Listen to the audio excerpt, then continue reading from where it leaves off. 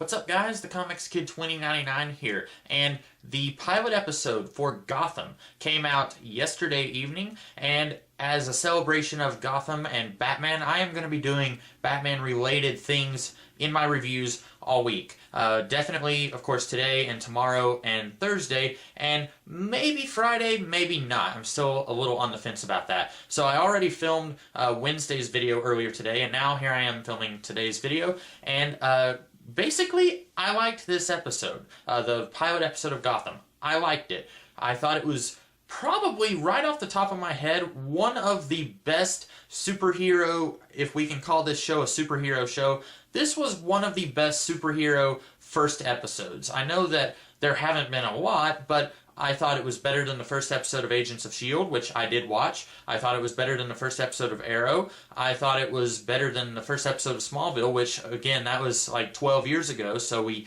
can't really, we're getting to a point where I can't really compare these other shows to Smallville, but I thought it was really good. Having said that, I am still as skeptical now as I was before I watched it. I don't see how they could take the material that they've got here and stretch it out into a full season.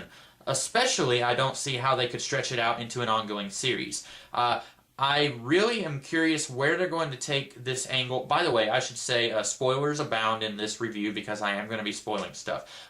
I really am curious where they're going to take the murder of the Waynes. Are they just going to gradually forget that that ever happened, or are they actually going to have Jim Gordon find out who did it? My theory, and they covered on this, they touched on this a little bit in the episode. My theory is that someone put out a hit on the Waynes. Just the way that scene played out, where they die, it doesn't look like it's just a robbery, and it feels like they're kind of trying to play it up as, yeah, there was a hit on them. At least that's what I think is going to happen. But if this is a situation where 5 years from now we're still getting episodes of Gotham and we still don't know who killed the Waynes, they might change the direction of this mystery entirely. I really don't know. I'm guessing that the big plot for this season is going to be sort of a mob war between Oswald Cobblepot and Fish Mooney, which is interesting since Cobblepot is the Penguin, and penguins are known for eating fish, so I don't know if that was intentional or not, but the way that they take Cobblepot's character in this episode makes me think that he is going to be on the warpath for the rest of the season, and that's also going to come back and bite Jim Gordon in the butt later on, which, by the way, screw Renee Montoya for really putting Jim Gordon in between a rock and a hard place, because her, especially her, but her and Crispus Allen, something that they do really kind of puts him in a situation where he's screwed no matter what he does. And I find it very interesting that Jim Gordon, of course, he is the beacon of goodness, almost always. Very rarely is Jim Gordon seen as anything less than absolutely heroic. And so it's very interesting. Probably the most interesting thing about this series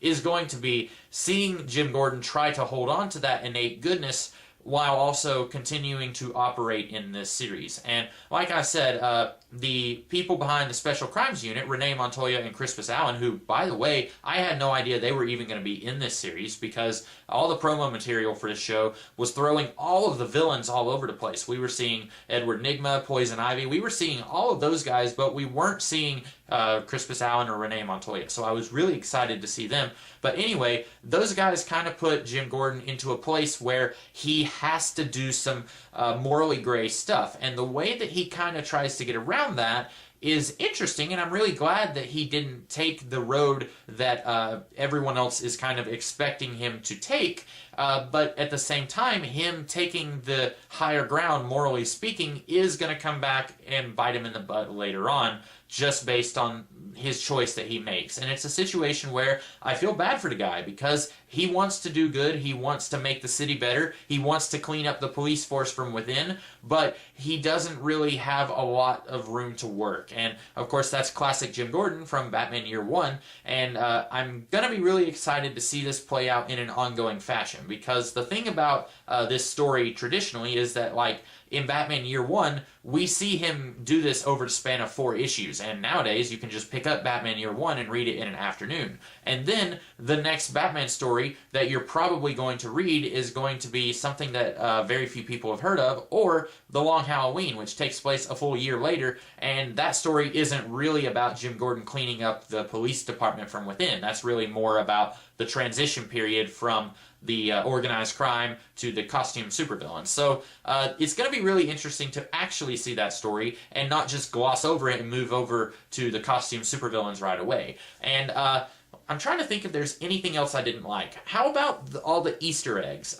Some of the Easter eggs I thought worked okay. Edward Nygma is a police scientist. I thought he was okay because he was only in it for like 30 seconds. I thought Oswald Cobblepot was really cool. I know a lot of people are going to be upset that he's not fat. I can buy that this guy would gain weight in 20 years and he would look a lot more like the comic book Penguin. And I thought he was probably my favorite Easter egg from the comics out of all of them that we got. My least favorite was Poison Ivy. And this is a situation where I feel like this show is almost afraid that it's not going to get a second season, so it wants to throw as many Batman things into the episode as it possibly can. And I'm sure that episode 2 is not going to have nearly as many Easter eggs, but personally, I would have rather this episode not have had as many Easter eggs. We get Poison Ivy for no real reason at all. She doesn't do anything for the story. The same with Catwoman. I'm assuming Catwoman is going to be a major part of this series because she's in quite a few scenes. She just doesn't do anything. She's usually just acting weird and hanging out on top of buildings and watching stuff, but she doesn't actually do anything. And so I would like to see her play a slightly more important role and not just be this weird girl who's constantly watching our characters do things. I'm trying to think if there's anything else I did or did not like.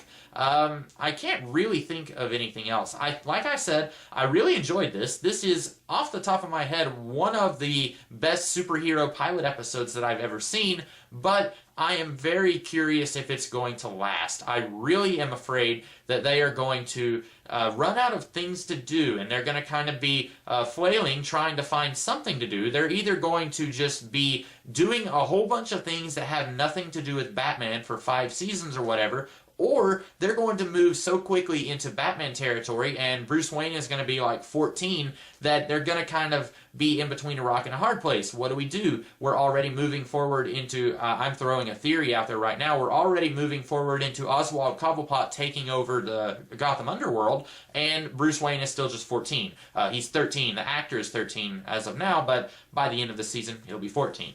I was saying a while back that I would really like it if this series did a time jump. If you do 1 or 2 seasons set in the now, and then once this kid starts to hit puberty really hard, and then he gets about a foot or 2 taller, and his voice starts to get deeper, jump forward in time about 2 years, and say that Bruce is now left Gotham, and he's started his training, and now he's kind of maybe coming back when he's about 18 years old, and he's going to be kind of that young, inexperienced Batman that we had a little bit of in Batman Year One, and very much so in Batman Earth One. I would really love to see them do that. I know that they are not going to do that, but I would really love it if they did that, because otherwise we are going to be stuck with Bruce Wayne in this show, and I liked the kid who played Bruce Wayne. I don't know his name, and I know I said I was done talking, but I do want to say this. I liked the kid that they had playing Bruce Wayne. I thought he did a really good job being sad, and I thought he did a really good job being authoritative with Alfred at one point.